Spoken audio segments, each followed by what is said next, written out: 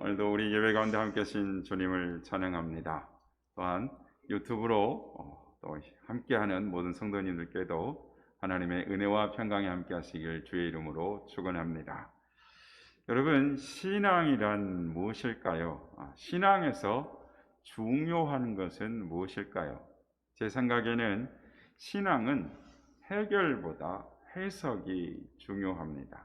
그러니까 믿음은 내 삶의 문제를 도깨비 방망이처럼 뚝딱 해결해 주는 것에 대해서는 시원치 않다라는 것입니다. 그러니까 당장 해결되지 않을 때가 있다라는 것입니다. 대신에 믿음은 내 삶을 해석해 주는 해석집의 역할을 합니다. 제가 목회를 하다 보면 이 새가족이나 등록교를 방문하게 될 때, 또 사람들을 만날 때가 있습니다. 그때에 그분들이 예수님을 믿게 된 이야기를 듣게 됩니다. 들어보면 삶에 대한 해석이 많이 달라져 있는 것을 보게 됩니다. 그 전에는 누가 교회에 가자 주위에서 아무리 말을 해도 그 말이 굉장히 귀찮게 느껴지고 참 사람이 힘들었는데, 지나고 나보니 주님을 믿고 돌아보니 그 귀찮았던 그 일들이 사실 하나님의 당신을 향한 프로포즈였고 자기를 향한 하나님의 부르심이었다라는 것을 깨닫게 되는 것입니다. 어떤 분은 초등학교 때 또는 중학교 때 또는 기독교 학교를 다니면서 말씀을 들었을 때는 졸기만 했다라는 것입니다. 그런데 자식 중에서 또는 친척 중에서 친구 중에서 그렇게 교회 한번 가보자라고 예배 한번 드리자라고 해도 무시했던 그런 이야기가, 그런데 하나님이 그동안 그 많은 사건과 그 많은 시간과 말씀들을 통해서 자신을 하나님께서 불러주고 계셨다라는 것을 발견했다라는 이야기를 듣게 됩니다. 그러니까 삶에 대한 해석이 달라진 것입니다. 과거에 대한 고백도 달라집니다. 그전에는 투덜대던 과거였습니다. 원망이 많은 과거였습니다. 그런데 예수님을 믿고 나면 달라지는 것입니다. 그러니까 그 모든 것, 내가 원망하고 투덜대던 그 과거가 은혜였음을 고백하는 것입니다. 복음성에 은혜라는 찬양의 가사가 있습니다. 내가 누려왔던 모든 것들이, 내가 지내왔던 모든 시간들이, 내가 걸어왔던 모든 순간들이 은혜였다라고 말합니다. 그러니까 이것은 하나님을 알게 되면서부터 된 것입니다. 하나님을 알면 내 삶이 은혜로 해석되는 것입니다. 그러니까 믿음이 좋다라는 말은 내 삶을 은혜로 해석할 줄 안다라는 겁니다. 이 사실을 선명하게 보여주는 사람이 있습니다. 그 사람은 욥입니다. 욥이 하루아침에 모든 것이 망해버렸습니다. 그때 욥이 고백하는 것이 주신 이도 여호와시요 거두신 이도 여호와이시니 여호와의 이름이 찬송을 받을지어다 라고 합니다. 나의 모든 삶이 은혜였음을 고백하니까 세상에 이런 고난과 이런 아픔 가운데 흔들리지 않는 것입니다. 우리는 흔히 이런 사람들을 믿음이 좋다라고 말을 합니다. 그래서 믿음이 좋다라는 말은 삶을 은혜로 해석할 줄 안다라는 그 말입니다. 오늘이 올해의 마지막 주일입니다. 한 해를 돌아보면서 우리는 많은 것을 생각하게 됩니다. 그리고 감사하게 됩니다. 우리는 매일이 같은 날인데 왜 뒤를 돌아보며 감사하게 됩니까? 내가 살아온 날을 해석하는 시간을 갖게 되기 때문입니다. 그동안 하나님의 은혜를 생각해 보지 못하다가 막상 한 해를 돌아보니까 내가 살아오는 모든 날들이 보이고 은혜가 보이기 시작하는 것입니다. 지난 1년이 하나님의 은혜로 해석되기 시작하는 것입니다. 그래서 특별히 올 한 해도 나의 능력으로 산 것이 아니라 하나님의 능력으로 살았구나, 하나님의 도우심으로 살았구나, 은혜를 깨닫게 되는 것입니다. 깨닫게 되면 가슴이 뭉클하기도 하고 새로운 힘이 생기는 것입니다. 모든 것이 은혜인 것입니다. 여러분, 이것을 놓치면 원망과 걱정입니다.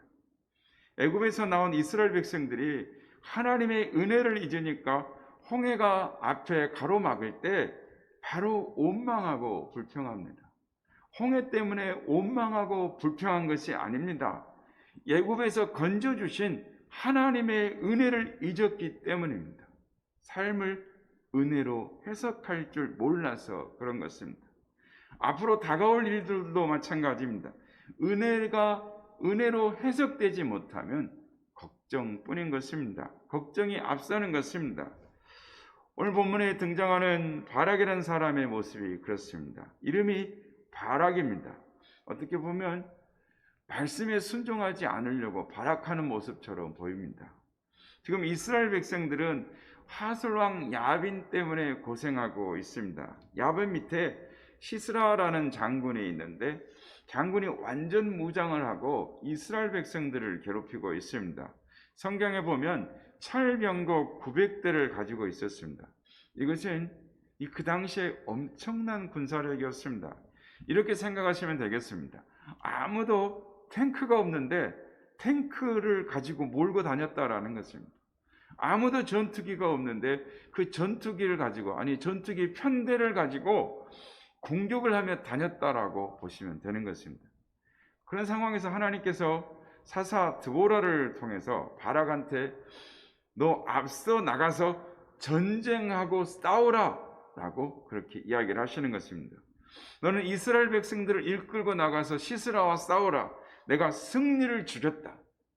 하나님께서 승리를 주시겠다라고 합니다.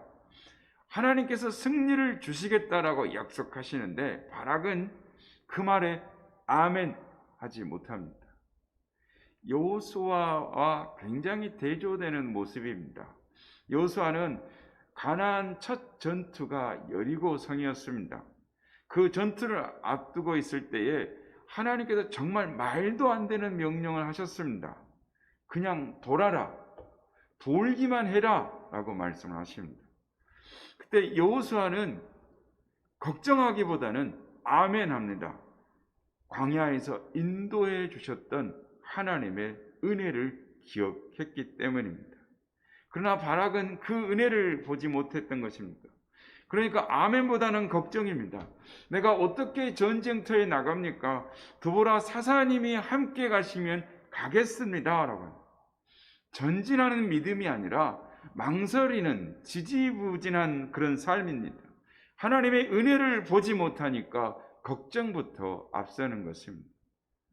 우리의 삶이 그렇습니다. 오늘까지 내 힘으로 살아온 것이 아니라 하나님의 힘으로 살아왔습니다. 그런데 꼭 내일부터는 내 힘으로 살아야 할 것처럼 걱정합니다. 지금까지 내게 맡겨주신 사역, 내 힘으로, 내 능력으로 해낸 것이 아닙니다. 그런데 앞으로 해야 할 사역은 내 힘으로 해야 할 것처럼 걱정하는 것입니다. 성도는 내 힘으로 살아온 적이 없습니다. 그러니 내일도 내 힘으로 사는 것이 아닙니다. 우리 한번 함께 해보겠습니다. 내 힘으로 산 적도 없으면서 내 힘으로 살려고 걱정하지 말자. 내 힘으로 산 적도 없으면서 내 힘으로 살려고 걱정하지 말자. 우리 주변에 열심히 사는 사람들이 있습니다. 새벽부터 늦은 밤까지 일합니다. 온갖 굳은 일, 3D 직종도 가리지 않고 되는 대로 일하는 사람들이 있습니다. 조선족들입니다. 이분들을 보면 예전에 우리나라 6, 70년대의 우리를 보는 것 같습니다. 그때는 너도 나도 잘 살아보려고 했습니다. 가난을 벗어나려고, 배고픔을 벗어나려고 한낮에 40도가 넘는 중동 땅에도 가고 지하 수백 미터에 일하는 광부라도 돈을 많이 준다 그러면 소독 광부를 자처했습니다. 간호사로 갔습니다. 그렇게 일하고도 시간만 되면 식당에 가고 설거지를 하고 쓰레기 치우는 일을 마다하지 않았습니다. 그리고 돈 많이 주니까 집안 살려보겠다고, 가난 벗어나겠다고 생명 걸고 베트남 전쟁에도 갔습니다. 가난을 경험하고 고생을 경험하신 분들은 우리가 지금 겪고 있는 이 어려움을 고생으로 보지 않습니다. 열심히 힘내서 살면 된다고 하십니다. 예전에 비하면 아무것도 아니라고 합니다. 이분들은 아는 겁니다. 왜냐하면 견디고 지내왔기 때문입니다. 잘 견딘 것이 아니고 하나님이 붙들어 주셨기 때문입니다. 그 삶을 붙들어 주셨으니까 앞으로도 붙들어 주실 것을 아는 것입니다. 내 힘으로 살아온 적이 없으니까 앞으로도 내 힘으로 살 걱정하지 않는 것입니다. 걱정하지 않아도 된다라는 것입니다. 그래서 우리에게 필요한 것이 무엇이냐면 하나님의 능력을 과소평가하지 않는 것입니다. 오늘 본문에서 선명하게 대조되는 사람이 하솔 장군 시스라와 이스라엘의 사사 드보라입니다. 그러니까 철병거 900이라는 가장 강력한 무기를 가진 장군과 그 당시로는 가장 약하고 가장 취약 계층이었던 여성인 드보라입니다. 이것은 굉장히 대조되는 부분입니다. 손에 가진 것만 보면 게임이 안 됩니다. 철병거 900대, 그리고 사사니까 말할 줄밖에 모릅니다. 할 줄 아는 게 말밖에 없습니다. 대부분의 사사들은 전쟁에 나가서 전쟁을 했다라고 합니다. 그런데 드보라는 그렇지 않습니다. 할 줄 아는 것은 말밖에 할 수 없는 여성입니다. 손에 쥔 걸 보면 게임이 안 됩니다. 사단이 잘 쓰는 방법 중에 하나가 손에 쥔 것만 보라는 것입니다. 너 지금 통장에 잔고가 얼마 있어? 지금 너 스펙을 얼마나 준비했어? 너 지금 건강 검진해 보니까 네 건강은 좀 어때? 너 노후는 준비가 됐니? 너 지금 손 안에 있는 것을 보라라고 합니다. 성도는 손에 쥔 것만 보지 않습니다. 그 두 손을 꼭 모아 하나님께 기도하는 것입니다. 내 손은 빈손이어도 하나님의 손에는 능력이 있습니다. 이게 믿는 사람입니다. 믿음의 사람은 하나님의 능력을 과소평가하지 않습니다. 비교하는 대신 아멘 하는 것입니다. 바락은 하나님의 능력을 신뢰하지 못하니까 계속 철병거와 자신을 비교합니다. 저 사람은 이런 능력이 있는데, 저 사람은 저런 젊음이 있는데, 저 사람은 저런 재능이 있는데, 부모 잘 만났는데, 직장 좋은데, 이것저것 비교하느라고 내 삶에서 아멘이 나오기가 힘이 듭니다. 아멘이 나오질 않는 것입니다. 하나님은 바락이 시스라보다 잘나서 부른 것이 아닙니다. 하나님은 바락을 통해서 하나님이 일할 것이기 때문에 바락을 부르신 것입니다. 하나님은 99세 때에 있는 아브라함을 왜 찾아가서 내년에 아들이 태어날 것이라고 약속하셨습니까? 그가 젊고 힘이 서입니까? 아닙니다. 하나님이 아브라함을 통해서 일하실 거라서 그랬어요. 하나님은 우리가 힘이 있어서 부른 것이 아닙니다. 순종을 잘해서 부른 것이 아닙니다. 우리에게 뭔가 있어서 하나님이 우리를 부르신 것이 아닙니다. 하나님께서 힘이 있으셔서 우리를 부르신 것입니다. 너를 통해서 일하겠다. 너를 기적의 통로로 만들어 주겠다. 그때 아멘 하면 기적의 통로로 쓰임을 받는 것입니다. 하나님은 바락도 그 기적의 통로가 되도록 부르셨습니다. 오늘 보면 6절 7절 말씀이 그런 말씀입니다. 너는 이스라엘 백성 10,000명을 데리고 전장터에 가라. 그러면 하나님께서 시스라와 그의 병거 900대, 탱크, 그 전투기 다 너에게 주겠다. 승리하게 만들어 주겠다. 너에게 넘겨주겠다. 너에게 승리를 주겠다. 쉽게 말해서 맨몸으로 탱크하고 싸워도 이기는 기적을 주시겠다. 그렇게 약속하는 겁니다. 이때 필요한 건 아멘입니다. 그렇지 못하고 계속 시스라와 자신을 비교하고 있으니까 하나님께서 이렇게 말씀하십니다. 이번에 가는 길에 너는 영광을 얻지 못할 거다. 승리의 순간이 너와 상관없을 거다. 너는 기적의 통로가 되는 것이 아니라 기적의 구경꾼으로 남게 될 것이다 라고 말합니다. 동양 고전의 장자에 보면 한단지보라는 이야기가 있습니다. 중국 춘추 전국 시대에 이 조나라에 한단이라는 도시가 있었습니다.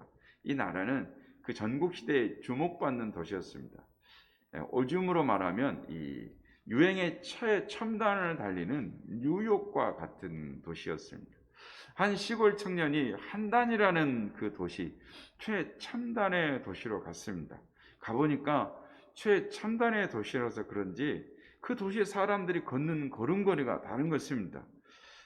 그 걸음걸이가 너무 달라서 그 걸음걸이를 보고 따라서 흉내를 냈습니다. 이 말이 과장이 아닙니다.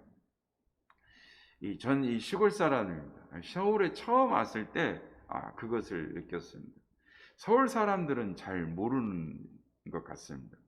이 서울 사람들의 발걸음걸이가 다릅니다. 이 지하철을 타고 이 환승을 하게 되면서 깜짝 놀랐습니다. 환승을 하는데 무슨 걷기 대회 하는 줄 알았어요. 그 많은 사람들이 무표정을 하고 걷는데 표정이 다 똑같습니다. 한쪽 방향만 보고 똑같은 표정으로 쭉 앞을 향해서 팍 걸어가는 겁니다.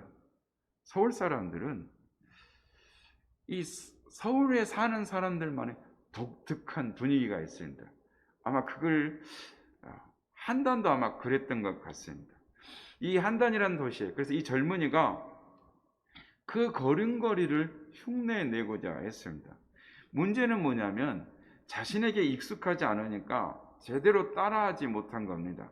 그런데 집에 갈 때가 되었습니다. 제대로 익히지도 못하고 한단의 걸음걸이를 익히지도 못하고 집에 갈 때가 되었는데 가다가 보니까 내가 어떻게 걸었는지 기억이 나질 않는 겁니다. 갑자기 걷지를 못하게 되는 거예요. 그래서 엉금엉금 걸어서 왔다라는 이야기가 한단지보입니다. 한단의 걸음걸이, 한단지보, 다른 사람의 걸음걸이, 다른 사람을 따라하려고 하니까 자기 자신이 누구인지도 모르는 그 젊은이의 이야기인 것입니다. 성도의 삶이 언제 불쌍합니까? 하나님의 능력을 보지 않고 안 믿는 사람들의 삶을 부러워할 때입니다. 그때 우리의 인생이 가장 불행해지는 것입니다. 성도는 세상 사람과 사는 법이 다릅니다. 내게 있는 것으로 살지 않습니다. 그러므로 나를 남과 비교하지 않고 대신 하나님의 능력으로 살아가는 것입니다. 빌립보서 4장 13절에 보면 내게 능력 주시는 자 안에서 내가 모든 것을 할 수 있느니라 라고 말합니다. 빌립보서는 바울이 빌립보 감옥에서 쓴 편지입니다. 바울이 이렇게 말합니다. 나는 굉장히 어려운 상황에 처해 본 적도 있다. 그 상황도 하나님께서 이기게 하셨다. 때로는 넉넉하게 풍족하게 살 때도 있었다. 그때도 하나님께서 내가 하나님을 붙들 수 있도록 도와주셨다. 내게 능력 주신 그 하나님 덕분에 어떤 상황에도 견뎠다. 어떤 상황에도 이겼다. 어떤 상황, 어떤 형편이라도 내게 주시는 하나님이 계신다라고 말합니다. 하나님의 능력이 나를 붙들고 있다라는 것입니다. 그러므로 바울의 삶은 언제나 전진인 것입니다. 그러나 이것이 꼬이기 시작하면 신앙생활이 버거워지는 것입니다. 나는 가진 것도 없는데, 나는 할 수 있는 것도 없는데, 미래가 너무 큰 것입니다. 미래가 다가오는 미래가 너무나 크게 느껴지는 것입니다. 문제가 크게 보입니다. 결국 이러지도 못하고 저러지도 못하고 걱정하느라고 앞을 향해 걷지 못하는 것입니다. 성도는 하나님의 능력을 과소평가하지 않습니다. 예수님은 나인성에 죽은 과부의 아들도 살리셨습니다. 우리의 삶은 아직 죽은 삶은 아닙니다. 때로는 죽을 만큼 힘들 때도 있습니다. 그러나 그 과정에서도 아멘 하며 전진하는 사람이 성도인 것입니다.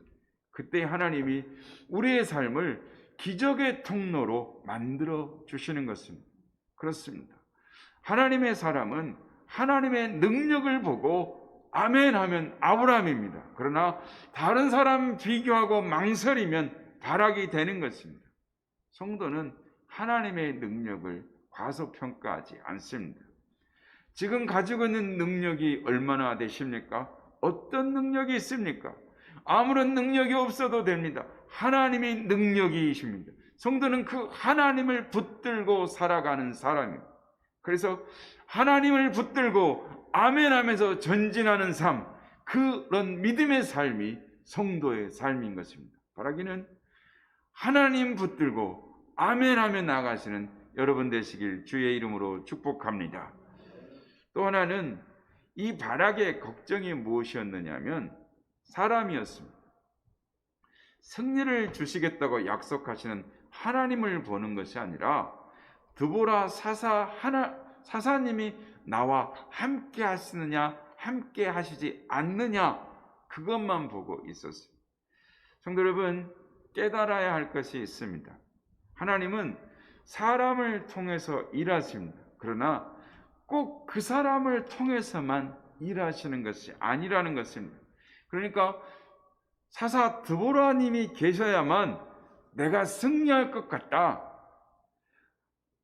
하나님은 바락을 통해서 일하시겠다 하시는데 바락의 생각에는 저 사람이 있어야겠다라고 생각하는 겁니다. 그러니까 지금 나를 도와주는 사람, 지금 내 편이 되어주는 사람, 힘이 되는 사람, 그 사람이 있어야 내가 뭔가를 좀 할 수 있을 것 같다라고 그렇게 말하는 것입니다. 그 사람에게 매여 있는 것입니다. 그 사람에게 매여 있으면 하나님의 은혜를 놓칩니다. 이것을 가장 선명하게 보여주는 사람이 아론입니다. 아론이 광야에서 이스라엘 백성들과 모세와 함께 있었습니다. 모세가 시내산에 율법을 받으러 올라갑니다. 40일이 됐는데도 내려오지 않으니까 밑에서 갈팡질팡합니다. 백성들이 이렇게 말합니다. 모세가 산에서 너무 늦게 내려와요. 무슨 일이 생겼나 봐요. 이 광야에서 어떻게든지 우리를 인도해낼 신을 만들어 주세요. 아론에게 그렇게 이야기를 하니까 아론도 지금 눈에 모세가 보이지 않으니까 결국 금송아지를 만듭니다. 하나님께서 지금까지 광야에서 인도하신 은혜를 잊어버린 것입니다. 모세라는 사람에 매여 있으니까 모세가 아무리 뛰어난 지도자라 하더라도 사람에게 매이면 은혜를 놓치고 마는 것입니다. 반대의 경우도 있습니다. 나는 저 사람 때문에 힘들다. 저 사람 때문에 못하겠다. 부정적인 의미에서도 그 사람에게 매여 있으면 하나님의 은혜를 놓칩니다. 엘리야 선지자가 그랬습니다. 엘리야 선지자가 갈멜산에서 전투에서 승리했습니다. 그리고 그동안 3년 동안 내리지 않았던 비가 내렸습니다. 그만하면 하나님의 능력을 붙들고 살 것 같은데, 하나님의 은혜를 붙들고 살 것 같은데 딱 한 사람한테 걸립니다. 이세벨 때문에 좌절합니다.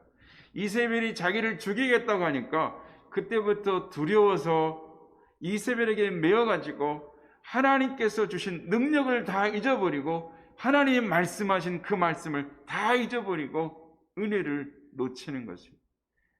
그런 엘리야에게 하나님이 찾아오셔서 하시는 말씀이, 엘리야야, 이세벨만 보지 말고 아직 바알과 아사라에게 꿇지 않는 7,000명을 내가 남겨놓았다라고 말씀하시는 것입니다.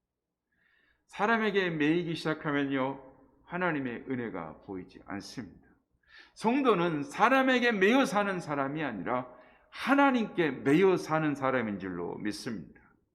바락은 드보라를 볼 것이 아니라 하나님의 말씀에 주목해야 했습니다. 주일마다 나에게 주시는 그 말씀을 붙들고 살아가는 것이 성도입니다. 내가 시스라와 그 병거를 내 손에 붙여주겠다, 하나님의 약속이지 않습니까? 지금 힘들고 어려운 거 안다. 내가 힘을 주겠다. 찬양 가사 중에 이런 것이 있습니다. 내 백성이 나를 떠났지만 나는 결코 너를 놓지 않겠다. 어떤 상황에도 너를 포기하지 않겠다. 나도 나를 포기하고 싶을 때가 있고 사람들이 나에게 기대를 하지 않고 나를 떠날 때가 있지 않습니까? 사람에게 매이지 말고 하나님의 말씀에 매여 살아가시기를 소망합니다.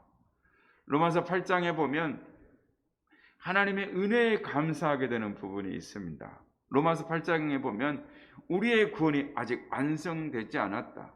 하나님께서 우리의 구원도 완성시켜 갈 것이다 라고 말씀합니다.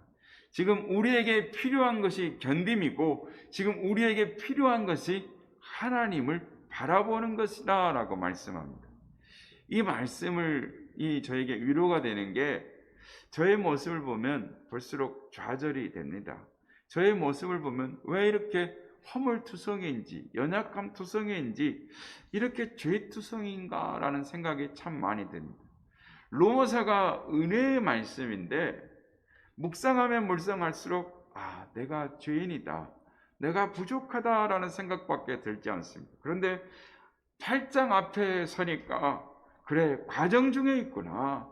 하나님이 지금 부족해도 하나님 만들어 가시는구나. 하나님이 나를 살려주시는구나. 하나님 말씀 붙들면 하나님이 이루시는구나 라는 것을 깨닫는 것입니다. 목사도 사람 봅니다. 저 사역자는 참 사역을 잘하는 것 같은데, 저 목사는 참 훌륭한 목사 같은데 사람 보면 무너지는 것입니다. 남들은 신앙생활 참 저렇게 잘하는 것 같은데 나는 지금 뭐하고 있나, 그런 생각이 들 때 결국 말씀 앞에 서야 회복이 되더라는 것입니다. 말씀 앞에 서야 위로를 받는 것입니다. 사람에게 매여 사는 것이 아니라 말씀에 매여 살아가는 사람, 그 사람이 바로 성도인 줄 믿습니다. 우리는 지금까지 하나님의 은혜로 살아왔습니다. 하나님은 우리에게 말씀해 주셨습니다. 내가 은혜로 너를 구원했다. 우리의 신앙생활도 하나님의 은혜로 해 나가게 될 줄로 믿습니다. 그러므로 우리는 하나님의 은혜로 능력만을 바라봐야 합니다. 내 손에 쥔 것을 바라보는 것이 아니라 하나님의 능력을 보고 아멘 하며 걸어가는 믿음의 삶을 살아가신 여러분들 되시길 바랍니다. 사람에 매여 살지 않고 나에게 말씀하신 하나님의 말씀에 매여 살아가는 믿음의 사람들 되시길 바랍니다. 지금까지 붙들어 주신 하나님의 은혜를 기대하며 믿음의 삶을 살아가시는 우리 모두가 다 되시길 예수님의 이름으로 축복합니다.